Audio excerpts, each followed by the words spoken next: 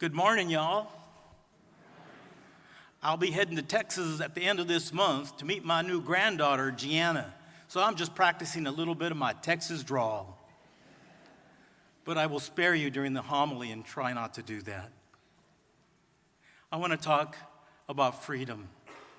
The Israelites, freed from slavery in Egypt, are crossing the desert on the way to the promised land. And they are hungry. In fact, they are so hungry that they tell Moses, "You know what, Moses? We had it better as slaves in Egypt, where we had bread and meat every day. Maybe we should have stayed there." Do you understand what's going on here? This isn't just about choices on a menu. Here are the people who have been delivered from 200 years of slavery by God at the hands of Moses, who are prepared to return to slavery. This is a people who would trade in their freedom for the sake of a little comfort, who would surrender their independence in a return for a little pleasure, who would lay aside their beliefs in favor of personal satisfaction. At first, it sounds that the people aren't very trusting of Moses or God, and rather ungrateful. But it tells a story very much alive in our own time, and it raises questions as to how we live. What's at stake in this story? A willingness to give up real freedom, independence, and belief in the interest of personal comfort, pleasure, and satisfaction.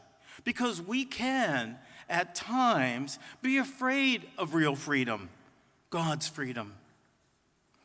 Is there any other dynamic more powerful steering the culture in our times than the idea of individual and personal liberty? This philosophy reigns supreme in our society today. And are any of today's hot-button issues not heavily influenced, if not decided, on just this basis? Of course, there's nothing inherently wrong with individual and personal liberty. Christian Faith and Morals staunchly defends this. But always in the context of our relationship with God. Primero Dios, God first. And our relationship with God speaks directly to this dynamic in our society and culture. Our relationship with God guides our freedom in order to protect it for us. Our relationship with God defines our independence so that we might be self-giving and not selfish. And our relationship with God holds us to live as we believe, so that order in society may be preserved and chaos avoided. Because chaos is what happens when a society loses faith. God is not opposed to our comfort, but calls us to comfort others before ourselves. God is not opposed to our pleasures, but calls us to find joy in bringing joy to others.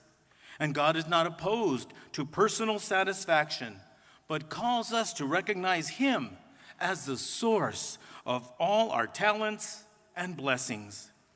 We have to be careful not to find or take our own satisfaction at the expense of another's.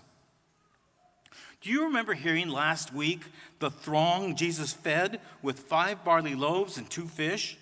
Some of them are still following Jesus today, and Jesus knows what they are looking for. They are looking for more food. But He cautions them not only to seek and work for food that perishes, but to work for the food that nourishes the soul. What kind of food do you and I work for? Well, the truth is, we do work for food that perishes.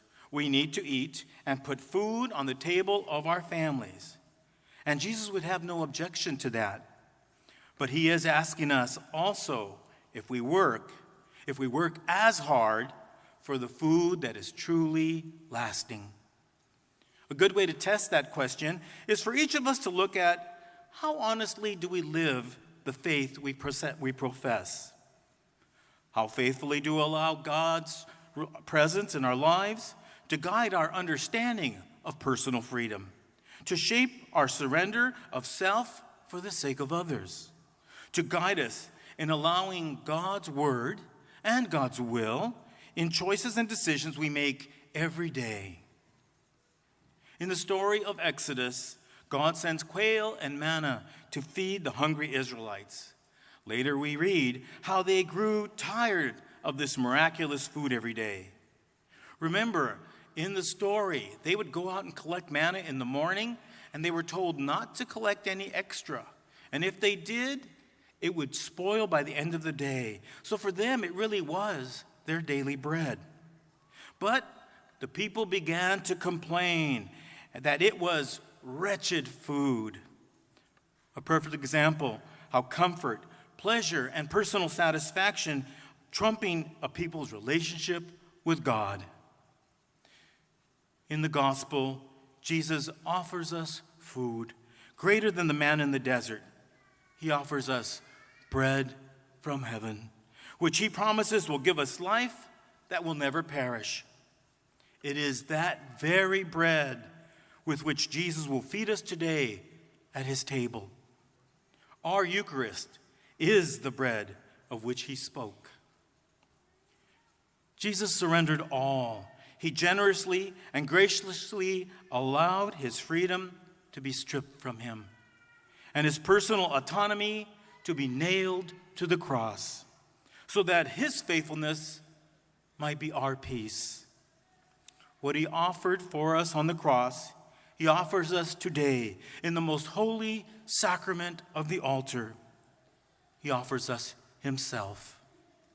Come to his table and eat the bread of life, for this indeed is the food God offers us, which comes down from heaven and gives life to the world. Yesterday was the memorial of St. Ignatius of Loyola, and I came across a prayer, and I'd like to share that prayer with you. So I invite you at this time either to fix your eyes on the crucifix above me, or just close your eyes as a meditation and listen to the words of this prayer, and let's make this prayer our own. Take, Lord, receive all my liberty, my memory, my understanding, my entire will, all that I have and all that I own. You have given it all to me. To you, Lord, I return it. Everything is yours. Do with it what you will. Give me only your love and your grace.